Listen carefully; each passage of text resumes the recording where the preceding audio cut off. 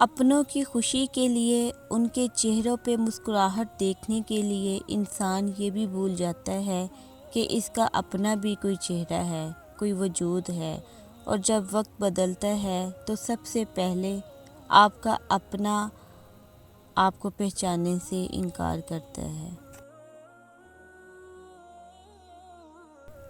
برا وقت انسان کو اتنا نہیں توڑتا جتنا برے وقت میں اپنوں سے لگائی گئی امیدیں انسان کو توڑ دیتی ہیں۔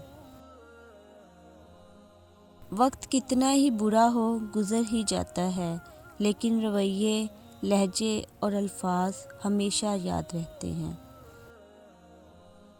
دنیا میں جس قدر کامیاب اور نامور ہستیاں گزری ہیں، ان کی کامیابی اور ناموری کا راز صرف وقت کی قدر اور اس کا صحیح استعمال تھا۔